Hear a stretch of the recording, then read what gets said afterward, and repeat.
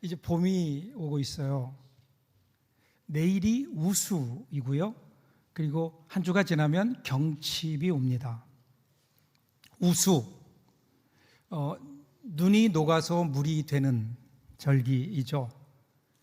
겨울에 대지와 강들이 녹아내려서 물이 되고, 경칩, 겨울잠을 자던 개구리가 깨어나는 절기. 그 달력을 보다가 우수, 경칩 이런 그 말들을 보게 되면 연두색 느낌표가 툭 하고 튀어나오는 것 같아요.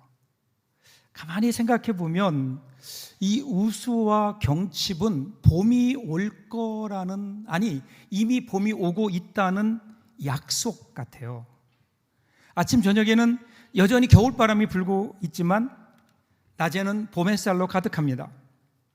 그 햇살을 맞고 그 바람을 맞다 보면 그 바람조차 우리의 가슴을 헤쳐놓는 것 같고, 어디서인지 모르지만 개구리가 연못 속으로 뛰어드는 그 소리가 들리는 듯합니다.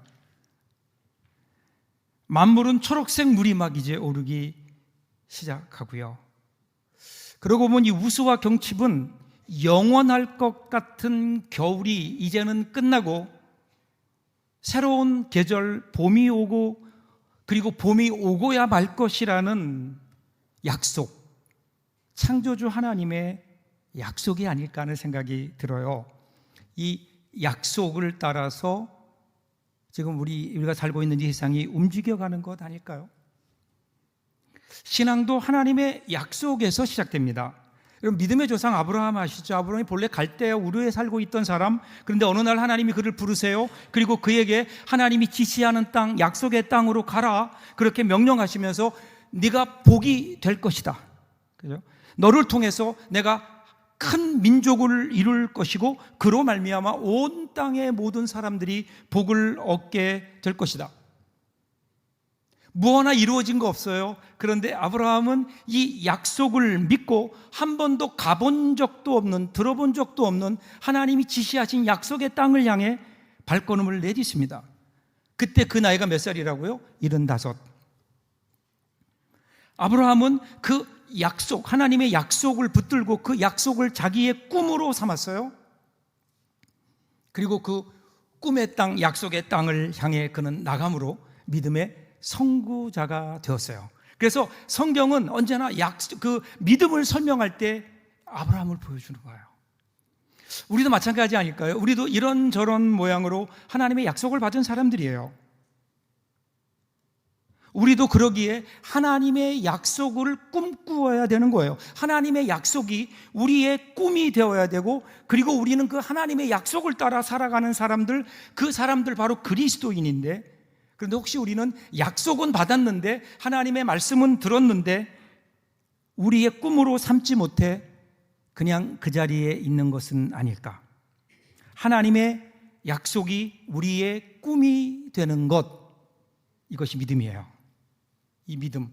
그래서 오늘 우리의 현실은 여전히 어렵고 하나님의 약속과 전혀 동떨어진, 전혀 반대의 삶을 살고 있지만, 그럼에도 불구하고 우리가 이러한 척박한 환경 속에서 결코 우리들이 절망하지 않고 흔들리지 않고 믿음으로 살아갈 수 있는 이유는 뭘까요? 하나님이 우리에게 주신 약속이기 때문에 그래요.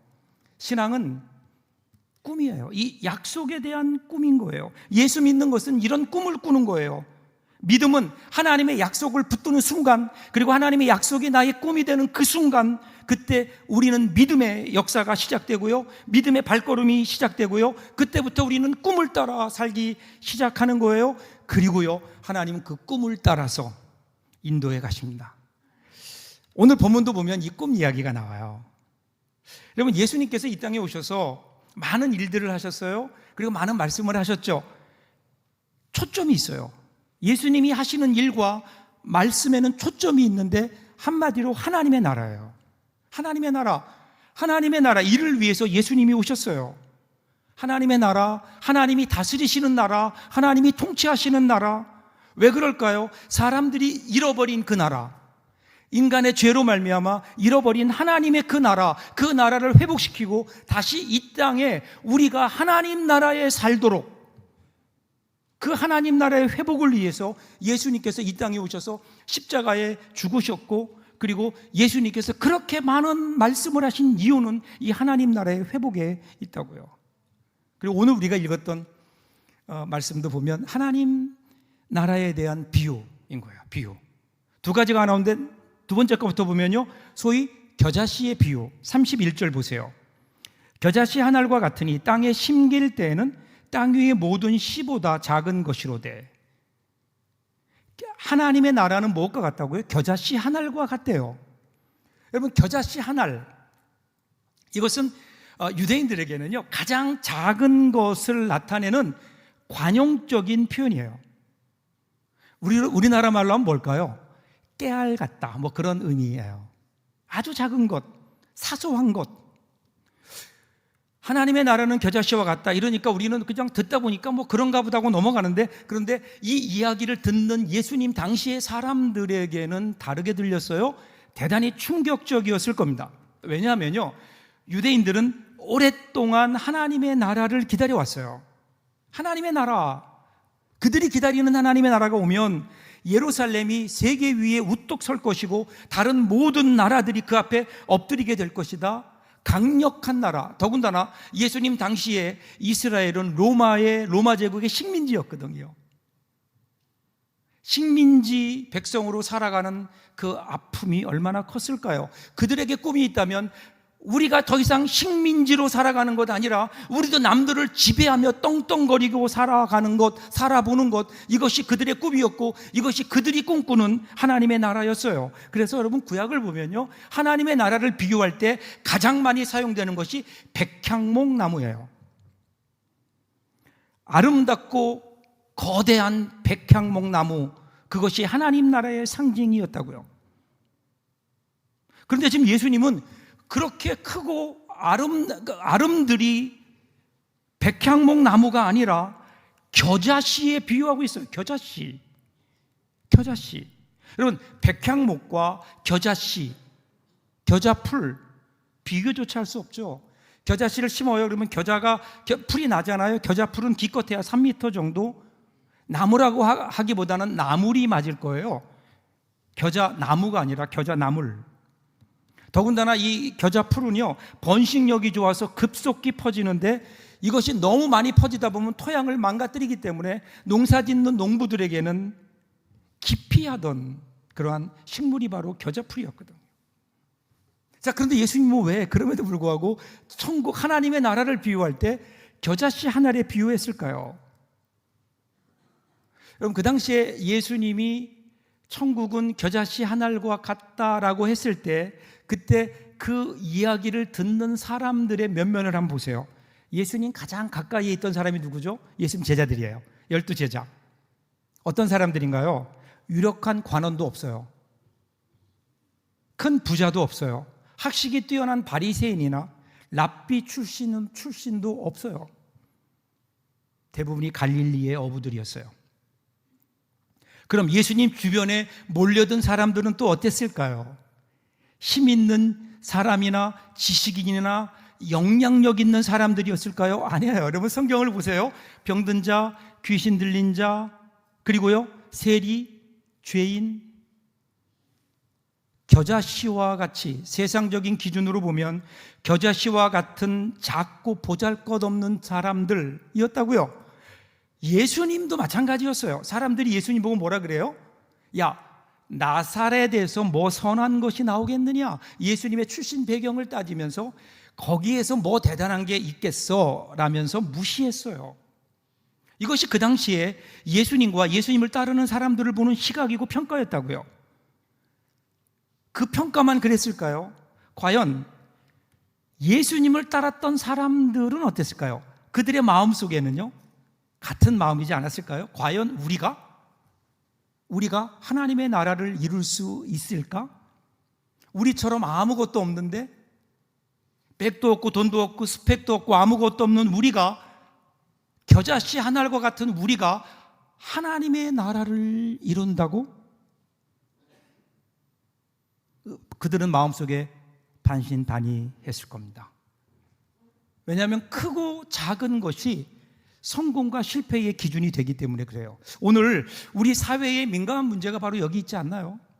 크다, 작다, 힘이 있다, 힘이 없다, 돈이 있다, 돈이 없다, 강하다, 약하다.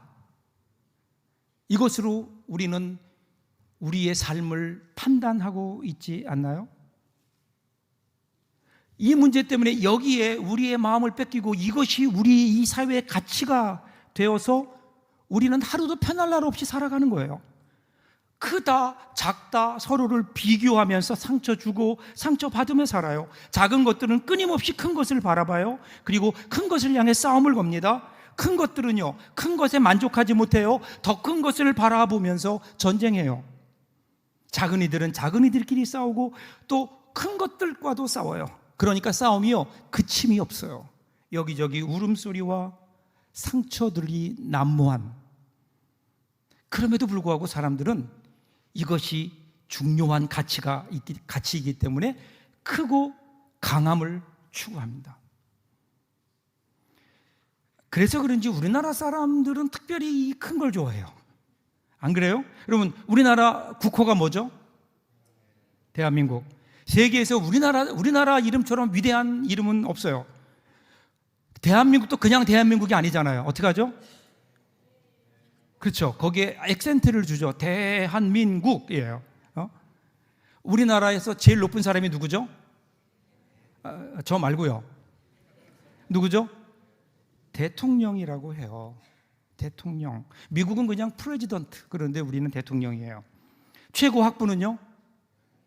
대학교예요. 외국으로 파송하는 그 외교관 가운데 한 나라를 책임지고 가는 외교관을 뭐라고 부르죠? 대사님 그렇게 불러요. 웬만한 거에 다 대자가 들어가요. 여러분, 대한민국에 있는 모든 길들을 보세요. 우리 앞에 있는 이 큰 길, 이 길을 뭐라고 그러죠? 마포대로. 저는 한 번도요 우리나라 길 가운데 소로 이런 걸 들어본 적이 없어요. 마포대로, 다리도 다 대교예요. 제가 볼 때 뭐 그렇게 크지 않은데도 대교, 마포대교, 그죠? 심지어는요, 사람들이 가장 작은 소주잔에 술을 마시면서 그걸 뭐라 그래요? 대포라 그래요. 그죠? 왜 그럴까요? 우리들 마음속에 작다는 것에 대한 열등감이 있기 때문이 아닌가. 열등감. 안타까운 것은 예수 믿는 우리도 여기에 가치를 두고 살고 있는 것은 아닐까. 특별히 교회도 혹시 이러한 숫자에 따라 교회의 성공을 판단하고 있는 것은 아닐까. 여러분, 유명한 브라질의 후안 카를로스 오르티즈라고 하는 목사님의 글을 읽어본 적이 있어요. 이 목사님이 부에노스아이레스의 교회에 부임했대요. 근데 교인은 그 당시 교인이 한 184명쯤 됐는데 이 오르티즈 목사님이 열심히 목회를 했어요. 시간이 흘러서 몇 년 후에 교인이 600명이 넘게 됐어요. 교회가 성장했잖아요. 교회가 3배나 부흥했잖아요. 그런데 그 목사님의 마음속에는 계속해서 교회는 성장했는데 내면에는 항상 무언가 부족하고 그리고 불안함이 떠나질 않는 거예요. 행복하지 않아요. 왜 그럴까? 그래서 안식년을 얻어서 한적한 곳으로 갔어요. 그리고 기도와 묵상하는 가운데 주님의 음성이 마음속에 들리는 거예요. 이런 이런 지적이 있었어요. 너는 코카콜라 회사가 코카콜라를 파는 것과 똑같은 방식으로 리더스 다이제스트사가 잡지를 파는 것과 똑같은 방법으로 너는 목회했다. 도대체 네가 하는 일 가운데 나의 손길을 찾아볼 수 있느냐? 그러면서 이렇게 말씀하시더래요. 너는 잘하는 게 아니다. 성장한 게 아니다. 너의 생각에는 교인 수가 200명에서 600명으로 늘었다고 하니까 잘했다, 성장했다라고 생각하는데 그것은 잘한 게 아니라 살찌고 있는 거다. 이렇게 얘기했다 그래요. 살찌고 있는 거다. 이 글을 읽으면서 제가 저의 목회를 그리고 우리 교회를 되돌아봤어요. 우리 교회는 지금 잘하고 있는가? 올해 우리 표가 성장하는 그리스도인인데 과연 나는 성장하고 있는가? 아니면 우리 교회는 혹시 성장하기보다는 살쪄가고 있는 것은 아닐까? 여러분, 어느 순간 우리도요, 커야지, 힘이 있어야지, 숫자가 올라가야지 성공한 것이라고, 부흥한 것이라고, 그렇게 이런 세속적인 가치관에 우리가 물들어 버린 것은 아닐까요? 여러분, 교회의 힘이 어디 있어요? 교회의 힘은, 교회의 성공은 어디에 있나요? 그것은 우리의 힘이 아니잖아요. 교회의 힘은 성령의 능력이고, 그리고 교회의 힘은 은과 금이 아니라 예수의 이름이어야 되는데, 언제부터인지 우리는 우리가 가지고 있는 것이 우리의 힘이라고 자랑하기 시작하고 있는 것은 아닌가. 그러다 보니까 교회가요, 어떻게 변하는가 하면 할 수 있는 일만 하려고 해요. 할 수 있는 일만 하는 것은요, 교회가 아니라도 누구라도 할 수 있는 일이에요. 교회는 우리가 할 수 있는 일만 하는 곳이 아니잖아요. 할 수 없는 일이지만 그것이 하나님의 뜻이라면, 하나님의 명령이라면 성령의 능력으로 우리가 그것을 이루어내는 그러한 기적을 경험하는 곳, 여러분, 그것이 교회여야 되지 않을까요? 크고 작은 게 문제가 아니에요. 겨자씨지만, 그런데 그 겨자씨가 하나님의 나라가 되는 거예요. 자, 예수님께서 이 겨자씨 비유를 통해서 단지 작은 것이 중요하다는 것을 말씀하신 것은 아니에요. 이어지는 32절 보세요. 심긴 후에는 자라서 모든 풀보다 커지며 큰 가지를 내나니 공중의 새들이 그 그늘에 깃들일 만큼 되느니라. 작은 것, 큰 것, 이것이 중요한 게 아니라 중요한 것은 뭐예요? 그 안에 생명이 있느냐, 생명. 다이아몬드가 귀하긴 하지만 다이아몬드는요, 생명이 없어요. 여러분, 다이아몬드를 땅에 묻어놓으세요. 100년 지나면 어떻게 될까요? 다이아몬드예요. 변화가 없어요. 근데 겨자씨는 달라요. 어제는 작은 것이었을지 모르지만 그것이 심기운 후에 세월이 흐르면 숲을 이룰 수 있는 거예요. 이것이 여러분 생명의 힘이거든요. 오늘 우리 겨자씨 비유 앞에 나오는 또 하나의 비유가 있어요. 26절부터 보시면 29절까지 나오죠. 또 이르시되 하나님 나라는 사람이 씨를 땅에 뿌림과 같이 그가 밤낮 자고 깨고 하는 중에 씨가 나서 자라되 어떻게 그리 되는지를 알지 못하느니라. 땅이 스스로 열매를 맺되 처음에는 싹이요, 다음에는 이삭이요, 그 다음에는 이삭의 충실한 곡식이라. 열매가 익으면 곧 낫을 대나니 이는 추수 때가 이르렀음이니라. 씨가 자라는 과정을 설명해요. 처음에는 뭐라고요? 그냥 씨예요. 그런데 거기서 뭐가 나요? 싹이 나요. 그 다음에는 거기에 이삭이 열려요. 그리고 그 이삭이 익어요. 그러면 추수하는 거라고요. 이 과정은 우리가 보지 못하지만, 하나하나 더 관찰하지 못하지만, 그런데 우리가 자고 깨고 하는 동안에 우리도 모르는 사이에 자라난다. 작은 것이지만 자라난다. 무엇 때문에요? 그 안에 생명이 있기 때문에. 그래서 우리에게 중요한 건 크기가 아니라는 거예요. 얼마나 많은 것이 있느냐가 아니에요. 크고 작음의 문제가 아닌 거예요. 얼마나 강하냐 약하냐의 문제가 아니에요. 그 안에 생명이 있느냐라는 거예요. 생명이 있느냐. 생명이 있으면 거기에서 자라남의 성장의 역사가 있는데, 오늘 우리 가운데 이 생명이 있는가? 여러분, 우리 안에 생명이 있나요? 생명이 어디에 있을까요? 지난 2005년에 이스라엘의 국립의학연구소가 마사다 요새를 발굴하면서 대추 야자 씨앗을 하나 발견했어요. 그 씨앗을 방사성으로 측정해 보니까 2000년이 넘은 씨앗이에요. 2000년 전의 씨앗이에요.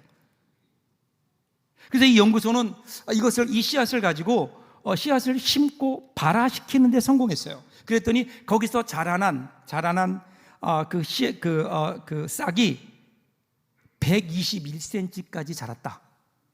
그렇게 보고했어요. 그래서 그 씨의 이름을 장수했다는 의미에서 씨의 이름을 무두셀라 이렇게 이름 줬대요. 2000년이 지났지만 거기에서 발화되고 새로운 싹이 나고 그리고 자랄 수 있었던 이유, 그건 뭘까요? 그 안에 생명이 있기 때문에 그래요. 중요한 것은 그러기에 얼마나 크냐 작으냐가 문제가 아니에요. 내가 얼마나 많은 것을 가지고 있느냐가 아니라고요. 내가 얼마나 강하냐의 의미가 아니에요. 내 안에 생명이 있는가? 생명이, 삶의 생명이 우리 가운데 있는가? 생명이 어디에 있어요? 여러분, 오늘 이 생명이 어디부터 시작돼요? 씨앗부터 시작되잖아요. 씨앗. 여러분, 씨앗을요, 과학적으로 좀 분석해 보면 뭐 질소, 수소, 탄소 이런 것들이 들어 있어서 그 안에 여러 가지의 요소들이 그 씨앗 안에 들어 있죠. 여러분, 만약에 어떤 과학자가요, 똑같은 모양의, 똑같은 내용의, 그리고 똑같은 그 안에 들어 있는 그 요소들을 다 배합해가 똑같이 배합해서 똑같이 생긴 씨앗을 만들었다고 한번 가정해 보세요. 그 씨앗을 만들었어요. 그 씨앗을 땅에 심으면 어떻게 될까요? 그 다음에 어떤 일이 일어날까요? 아무 일도 일어나지 않아요. 아무리 똑같은 모조 씨앗을 심어도 거기에서 싹이 나지 않는다고요. 왜 그럴까요? 생명이 없어요.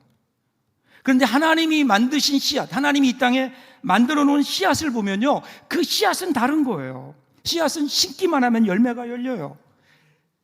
그래서 생명은 신비입니다. 생명 자체는 인간의 손 안에 있지 않은 거예요. 오직 창조주 되신 하나님, 이 땅에 생명을 주시는 이는 하나님 그 한 분밖에 안 계신 거예요. 정말 영원한 생명은 부활하신 주님, 우리 예수님 안에, 예수님께 그 생명이 있는 거예요. 그래서 요한복음 14장 6절을 보세요. 예수께서 이르시되 내가 곧 길이요 진리요 생명이니 나로 말미암지 않고는 아버지께로 올 자가 없느니라. 예수님 말씀하세요. 내가 뭐라고요? 예수님이요? 내가 길이요 진리요, 그 다음 뭐예요? 생명이라고요. 생명. 예수님 안에 생명이 있다는 거예요. 이 세상 다른 곳에 생명이 있는 게 아니에요. 예수가 생명이에요. 요한일서 5장 12절 이렇게 요한 사도가 얘기하죠. 아들이 있는 자에게는 생명이 있고 하나님의 아들이 없는 자에게는 생명이 없느니라. 이 생명이 우리 가운데 있느냐? 그러면 우리에게 생명이 있다는 거예요. 그 생명이 뭐예요? 하나님의 아들이에요. 여러분, 결안에 유정란과 무정란이 있잖아요. 겉으로 볼 때는 똑같은 결안이지만, 그런데 어떻게 알 수 있을까요? 어디서 달라질까요? 닭이 품어보면 알아요. 닭이 결안을 품어서 생명이 나오는 것은 유정란이에요. 썩어버리는 것은 무정란이에요. 부화하지 못해요. 왜 그럴까요? 겉으로는 똑같아 보이지만 그 안에 생명이 있는 거예요. 생명이. 오늘 우리에게 이 생명이 있느냐? 예수님은 물으세요. 이 생명이 뭘까요? 요한복음 1장 12절 13절 보세요. 영접하는 자 곧 그 이름을 믿는 자들에게는 하나님의 자녀가 되는 권세를 주셨으니 이는 혈통으로나 육정으로나 사람의 뜻으로 나지 아니하고 오직 하나님께로서 난 자들이니라. 그러니까 이 예수 안에 있는 생명이 어떻게 우리 안에 오게 되는가? 그러면 예수님을 영접하는 거예요.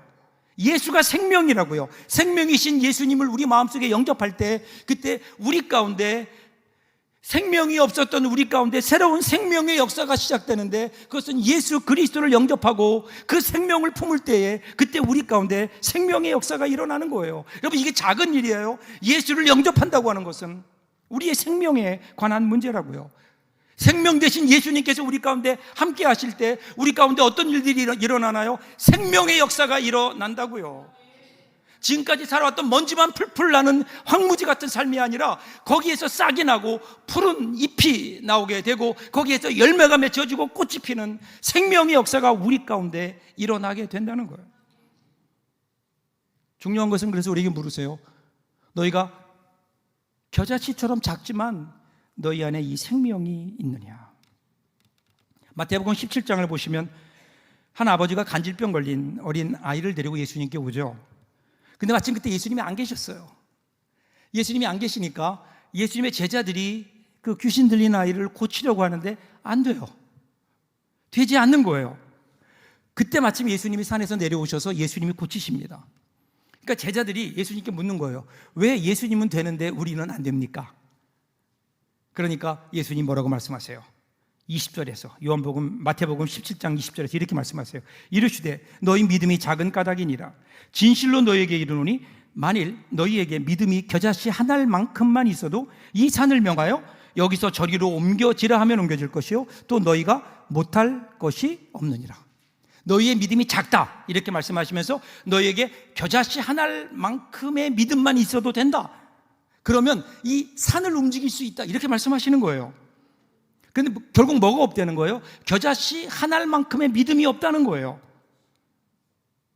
이것을 우리는 아주 작은 믿음만 있어도 산을 옮길 수 있다라고 해석하면 잘못된 해석이에요. 그런 의미가 아니에요. 여기서 겨자씨 한 알만큼의 신앙, 겨자씨 한 알만큼의 믿음이라는 것은 뭘까요? 살아있는 믿음이에요. 살아있는 믿음은 뭐예요? 그 안에 예수가 있는 믿음이에요.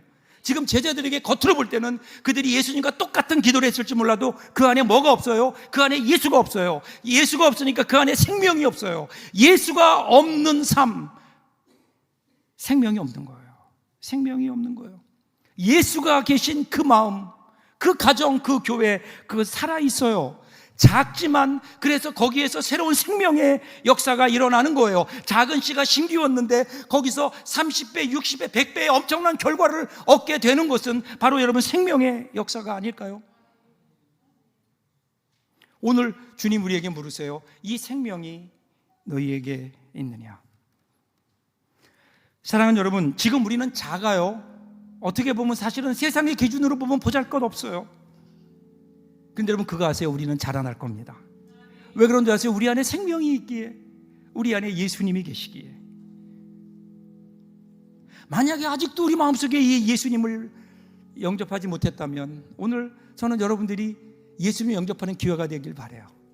생명 되시는 그분, 여러분의 생명으로 여러분 마음속에 한번 모셔보세요. 그때부터 우리 가운데는요 새로운 역사가 일어나요. 지금은 보잘것없지만 우리는 귀하게 될 겁니다. 그런데 방향을 보세요. 어떻게 우리가 커간다고요? 어떻게 우리가 무성해진다고요? 내가 다른 사람보다 더 커지고 더 큰 힘을 가져서 그들을 위해 군림하며 산다, 이 방향이 아니잖아요. 32절 다시 보세요. 심긴 후에는 자라서 모든 풀보다 커지며 큰 가지를 내나니 공중의 새들이 그 그늘에 깃들일 만큼 되느니라. 커지고 자라나서 그 자리를 누구에게 내줘요? 공중의 새들에게 내주는 거예요. 내가 자라나요? 내 안에 예수 그리스도를 영접함으로, 예수님을 모심으로 생명 되신 그분이 내 안에 새로운 역사를 일으키세요. 생명의 역사를 일으키실 거예요. 울창한 나무가 될 거예요.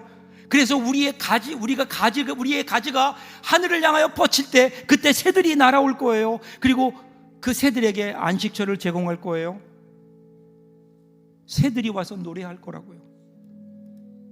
여러분, 우리에게 주신 이 하나님의 은혜, 우리에게 주신 생명의 역사로 말미암아 우리 주변에 힘들고 어렵고 지쳐하는 사람들에게 위로가 되는, 그들에게 안식을 줄 수 있는, 그들에게 꿈을 줄 수 있는, 나에게 주신 하나님의 복을 그들에게 나눠줄 수 있는 그런 인생을, 너희들도 그런 인생을 살아야 되지 않겠느냐? 하나님 나라를 위해서 그 일들을 감당해야 되지 않겠느냐? 이것이 예수님께서 예수님의 제자들을 향해 주셨던 겨자씨 한 알의 꿈인 거예요. 그리고 오늘 우리에게도 주님은 그 꿈을 주시는 거예요. 지금은 겨자씨 같고, 지금은 아무것도 아닌 연약한 우리의 모습이지만 우리 가운데 예수 그리스도의 생명이 심길 수 있다면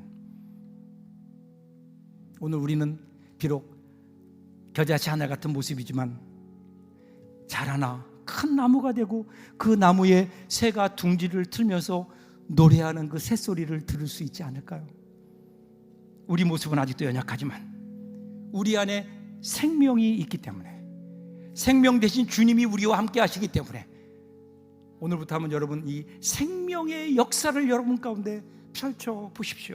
주님께서 여러분 가운데 그 생명의 역사를 이루어 가실 수 있도록 여러분들의 삶을, 여러분들의 인생을 주님께 한번 드려 보십시오. 이전에 경험하지 못했던 놀라운 생명의 역사가 우리 가운데 있지 않을까요?